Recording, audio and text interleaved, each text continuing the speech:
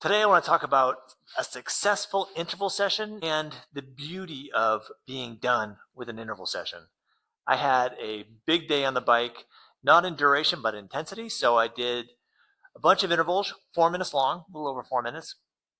It's the second time doing these in preparation for the two bike racing events that I have coming up, the FoCo Fondo and the Breck Epic stage race. And this is coming off of like a first training block where I've, over the past month or 5 weeks or so, I've been like building up my training load. Been pretty tired, been kind of digging a hole, if you will, but doing it mindfully and making sure that I get in a fair amount of rest. But I was definitely due for some time off the bike, which is exactly what we did for a couple of days. We went camping, backcountry camping, which was awesome. And then sleeping in your own bed after backcountry camping is really good because it feels so good to be back in your own bed. So did that, got up early, hit it hard, finished that, and there is no better feeling than finishing an interval session. And I'm motivated. Tomorrow I'm going to be up. The plan is to be up at 5 a.m. and out the door by 5:30, 5:45 or so because I've got meetings happening. So this is an example of less than ideal training situation, but that is life. And again, this is kind of behind the curtain of what it's like to, again, I'm a coach, so I tell people the best thing to do for their health and their fitness. And it can look good on a spreadsheet. It can look good from a physiological standpoint, but then trying to integrate that into real life is hard. So necessarily, I will be up at 4:45 or 5 o'clock, out the door by 5:30 or so. I have a meeting that I got to be really kind of prepped and ready for by 8 a.m. I would like to do it later in the day, but it's going to be 100 degrees here in Fort Collins and not a good time to be riding a bike. So it's early, get it done, try to get in 2 hours of endurance. But again, I'm super motivated after today's session, so I think I'll be able to be successful with that. But speaking of motivation, you may know that I founded a rehab and performance practice. It's located back in Seattle, still in business, still plugging along. My business partners are now running it. But one of the things I did back in the day was I took some of my old race bib numbers and hung them up on the wall, and they just sent them back to me so I can hang them up on the wall here.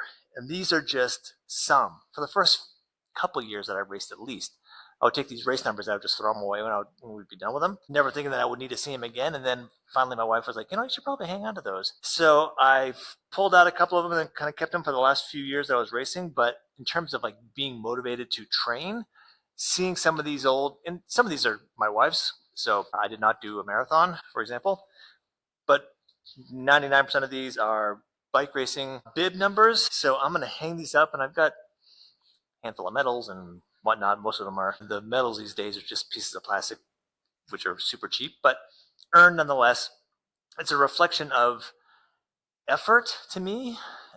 I was never in a position where I was going to quit my job because I was an expert level road cyclist or whatnot, but this is like hanging up a degree that you would get from college or from a big promotion at work or something.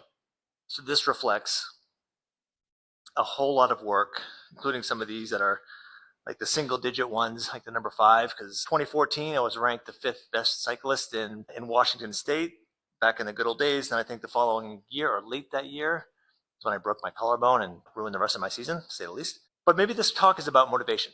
So it's being motivated, which happens for me anyhow. It happens after getting good night's rest, prepping for a hard ride, knowing I had this hard ride I had it on my calendar for the past week at least. So I think I talked about this in my last video or last couple of videos that I really need to do better at coordinating, like really creating a training plan for myself like I do for my coaching clients. So I feel like I've been doing this for a long time for my coaching clients and less so in a detailed sense for myself. But this has been an interesting experiment to realize that it's on my calendar, realize I got to get it done, realize I got to find a way to do it, kind of like my ride tomorrow, which is going to be at crack of dawn, because I got to get it done. And I would tell my coaching clients to try to find a way to do it as best you can. And sometimes it's an early workout, sometimes it's fitting it in a tough workout, but knowing that if I rested enough and I get my mind in the right spot, that it was going to be successful. So today was a success, I would say. Definitely more fitness that I need to get. I still put in the time. I've got another 4 weeks or so before the FoCo Fondo. Again, that's going to be a 60-mile gravel event. It's going to be an all-out effort nonetheless. And then I'll have another 3 years or so weeks, I think, after that will be the 3 days. I'm going to do 3 days of a mountain bike race in Breckenridge, and that's going to be at altitude. So that's between now and then. I'm going to get a couple of days or a day hiking at altitude, which will be good. Altitude will be good. I'm going to get another couple of days of training in Breckenridge mountain biking. My wife and I are going to go up there camping, so I can do a little bit of riding and just experience what it's like to ride a bike and not being able to breathe because of altitude, as opposed to I'm very accustomed to riding hard and not being able to breathe, but it's not normally because of altitude. So that's the plan. That's what's on the books. Thank you for joining this behind the scenes vlog. I have talked about doing episodes on my nutrition, so I think maybe at least one of the next few, I'll do a deep dive into what I eat, how I recover. The name of the game here is training for both a couple of cycling events, a gravel race and a mountain bike race, but even much more importantly, I'm in my 50s and I want to be really friggin' strong in my 50s, because if I plan on being really strong and healthy in my 60s, better be strong in your 50s. And if I can't get myself dialed now, it's not going to get any easier.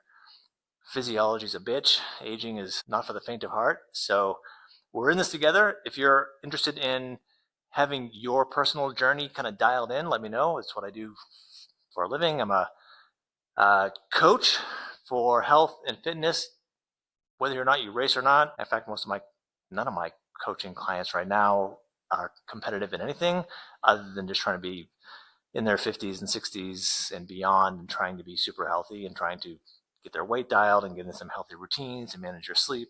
All these things that just sort of just kick in the ass when you get older, because everything seems to be much more difficult than it should. But that is life. So we're in this together. And if you have questions about what I do for my exercise, for my training plan, for my recovery, what works for me, what doesn't work for me, I could wax poetic on things that I've done incorrectly in my training and wish I could turn back time and not made some mistakes in my fitness training. But that's part of the process. And if you have questions, let me know. So until next time, be as healthy as you can. Make tough decisions for your own health. You are worth it. And that sometimes means doing shit you just don't want to do, like exercise. So until next time, cheers.